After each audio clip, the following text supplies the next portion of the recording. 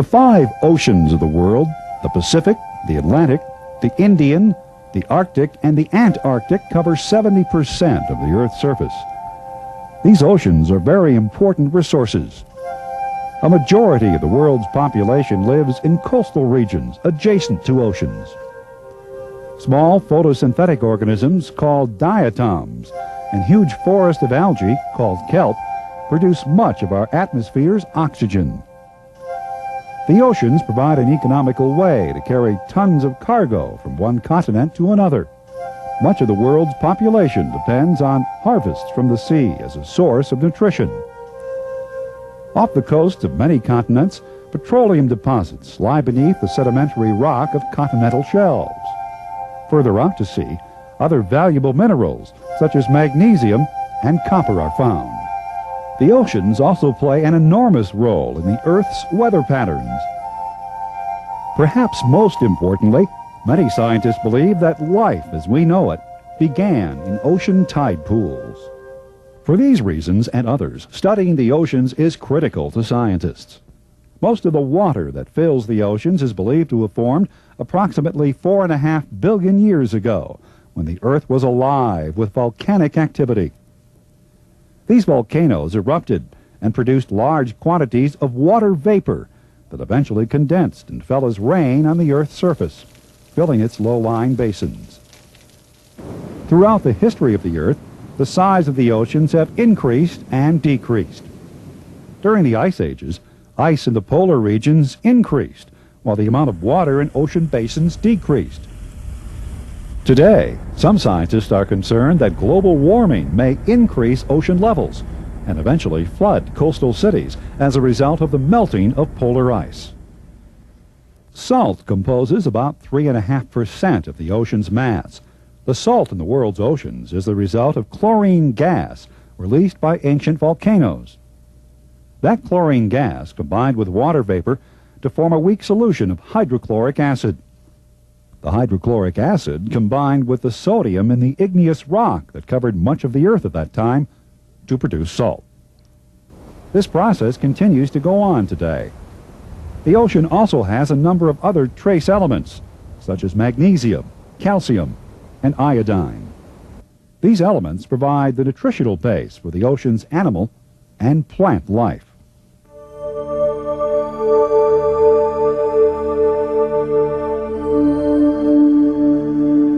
At different depths, the amount of dissolved minerals and salt changes, as do other important variables such as water temperature, available light, oxygen, and water pressure. All of these factors affect the types of life that can exist at different levels of the ocean. The surface of the ocean is warmest as it receives the most solar energy. Also, the surface waters have the most sunlight available for photosynthesis by plants. For this reason, the majority of sea life is found along the slopes of continental shelves that are near the ocean's surface. Nutrients are also more abundant in these regions due to the outflow from rivers and streams that carry with them sediments and nutrients. Below a depth of 100 meters, photosynthesis generally does not occur due to a lack of sunlight. Oxygen is also more readily available at the surface due to breaking waves, mixing with surface air. Only certain animals can exist below the level where there is no sunlight. Here, the majority of animals live off debris and dead organisms falling down from the water above. There are also sea vents in dark areas 2.5 kilometers below the surface where bacteria feed off the hydrogen sulfate emissions of the vents. These bacteria provide the basis of a food chain that includes huge tube worms, white clams, blind white crabs, pink fish, and a variety of other organisms. Below 1,000 meters, all the world's oceans are near freezing. The frigid Arctic and Antarctic waters at the poles submerge and create frigid currents that dominate the base of the world's oceans. The deepest points of the world's oceans usually have temperatures of approximately 2 to 5 degrees centigrade. The lowest point in the ocean is the Mariana Trench, located in the Pacific Ocean north of Australia. This area is approximately 11 kilometers below sea level, lower than Mount Everest is high.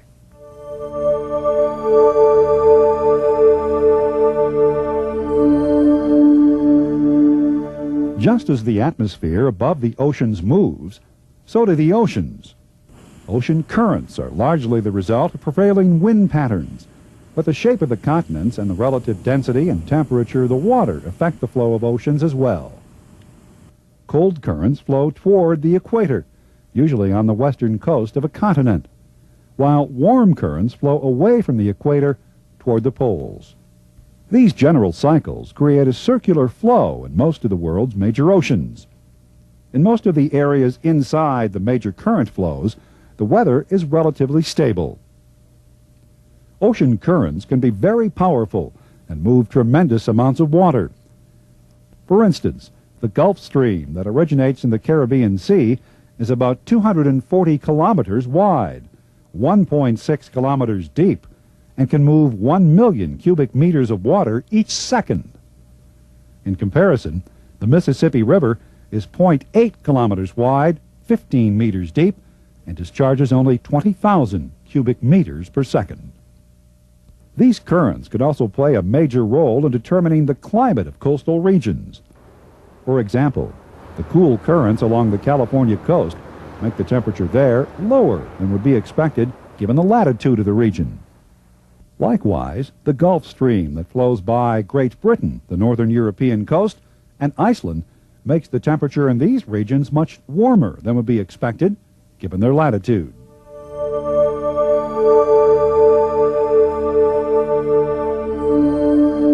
The geology beneath the ocean is somewhat different than that on the surface of the Earth.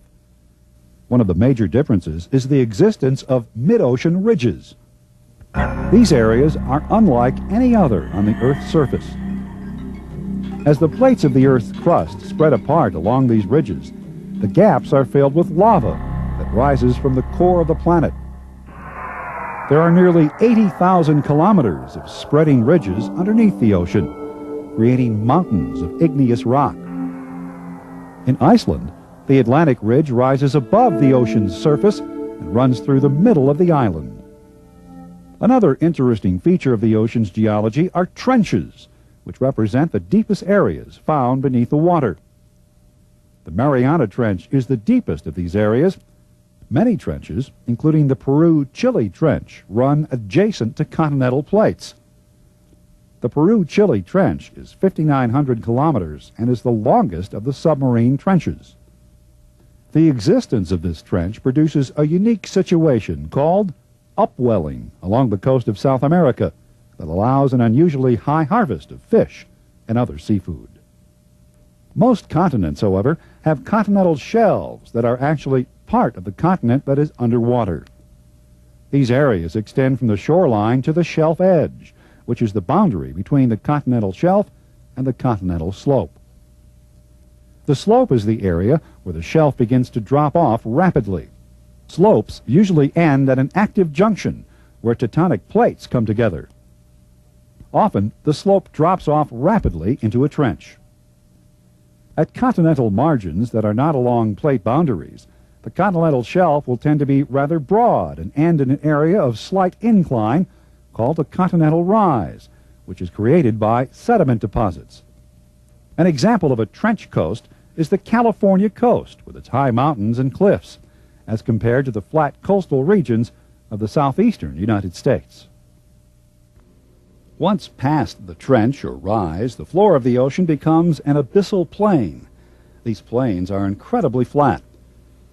In most of these areas, the plains are covered with layers of sediment up to 1,000 meters deep. Further out, between the continental shelves and the mid-ocean ridges, are the abyssal hills. Higher than abyssal hills are seamounts. Seamounts occur mostly in the Pacific Ocean and are typically cone-shaped and occasionally stick out above the ocean surface to form islands. The Hawaiian Islands are examples of seamounts. Most seamounts are volcanic in origin. As they are located far away from the edge of crustal plates, there is speculation by scientists and geologists that seamounts form over hot spots in the Earth's crust. Some seamounts look as though they've had their tops sliced off.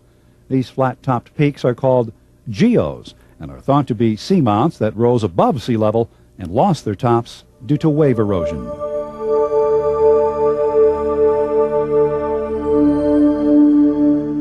As mentioned earlier, most sea life found in the ocean is located on continental shelves and slopes because of the availability of light and nutrients. Some of the most interesting forms of sea life occur within the shallow waters of coral reefs.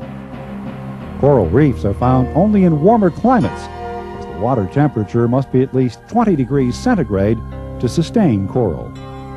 Coral can only be found in water no more than 50 meters deep, as the sun's energy is necessary for photosynthesis to occur in these living organisms. Coral reefs are formed by animals and plants that remove calcium carbonate from ocean water. Coral are small animals that secrete calcium carbonate to form external body structures. As generations of coral live and die, these body structures accumulate and become cemented together.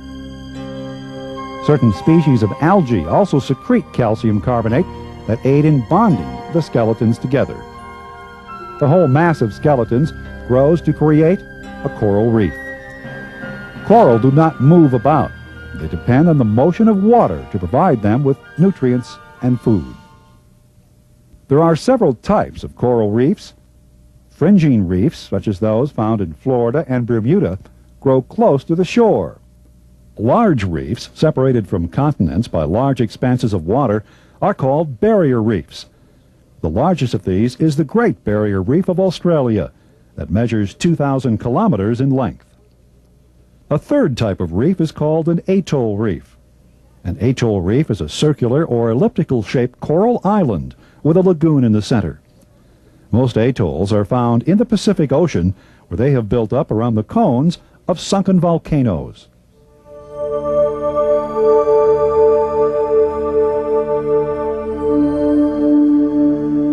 Another interesting phenomenon found along many coastal shores are tide pools. Tide pools are usually teeming with various forms of life. Tide pools receive their name from the ebb and flow of ocean tides on 12-hour cycles. Tides are the result of bulges in the ocean caused by the gravitational force of the moon. As the moon travels around the Earth, it causes different areas of the ocean to swell. On the side of the Earth farthest from the moon, the solid Earth is closer to the moon than the water. As a result, the Earth is pulled more towards the moon than the water, creating a bulge in the ocean. A bulge in the water also appears on the side of the Earth closest to the moon, as the ocean water is more affected by the moon's gravitational pull than the solid Earth. When the moon and sun are lined up together opposite the Earth, their combined gravitational attraction produces the highest tides of all. These tides are called spring tides and occur twice each month. During high tides on the west coast, waves crash into cliffs, causing constant erosion that breaks down rock formations. During low tide, beachcombers find a variety of life in the rocks of tide pools. Among the organisms found in tide pools are various forms of algae, sea urchins, and sea anemones, hermit crabs, clams, mussels, and a variety of other interesting organisms.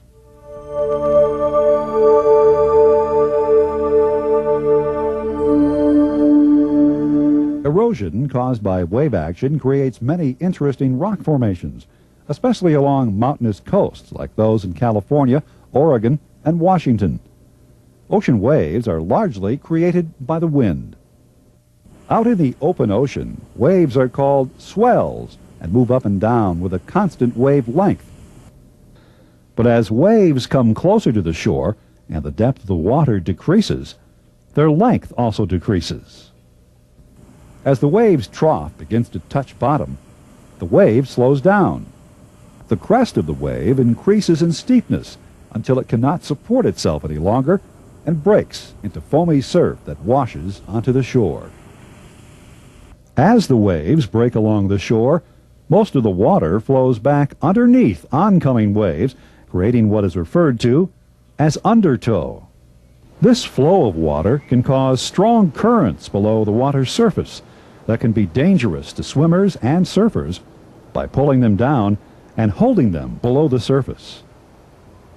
Incoming ocean waves create a number of interesting phenomena, such as offshore sandbars, spits, and bay mouth bars. Spits do not completely cross a bay area, but appear to grow out from a headland. Spits can also be curved, and when they totally cross the opening of a bay, they are called bay mouth bars. Areas protected by sandbars and bay mouth bars are called lagoons. Lagoons are protected from waves and remain relatively calm, even in stormy weather. For this reason, lagoons are often popular with different types of birds and marine life. As time passes, lagoons may fill with sediment and become salt marshes.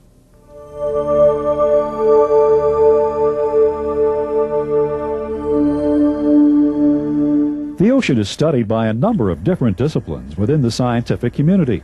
The study of the ocean floor is conducted by geologists who use drilling equipment to obtain samples of the sediments that layer the bottom of the sea, and various types of sonar equipment to map the ocean floor and develop models of ocean currents. Special submarines, like Alvin, run by the Woods Hole Oceanographic Institute in Massachusetts, can go up to 4 kilometers below the ocean surface. It was Alvin that discovered the deep sea vents and the unique life forms living around them at the Galapagos Rift. Camera sleds can also be dropped into the ocean to photograph the ocean floor at extreme depths. Marine biologists work to maintain populations of various types of fish and sea mammals and to make sure they are not overhunted and driven into extinction. They also study the effects of man-made toxins and other environmental changes on plant and animal life along coastlines and out in the open sea. Offshore drilling in areas such as the North Sea and the Gulf Coast of the United States can provide a significant percentage of the world's petroleum resources, but can also wreak environmental havoc if not properly managed. The oceans may also prove to be a valuable source of energy by harnessing the energy carried in waves, or by using generators that produce electricity by making use of temperature differences between different depths of ocean water. Also, the seas have billions of tons of the hydrogen isotope deuterium that can be combined to create helium in a fusion reaction that can also be used to produce electricity. Difficult questions arise when we talk about the ocean in political terms. Who do the world's oceans belong to? Since we all use them, are we all responsible for their upkeep and assuring they are not polluted and destroyed? The oceans of the world are an irreplaceable resource that provides all of us with oxygen, food, energy, mineral resources, and the ability to conduct business on a global scale. Mankind must be careful not to abuse this precious resource. Studying the oceans will allow us to discover new resources within their depths and to better preserve the resources that we already know exist within their vastness.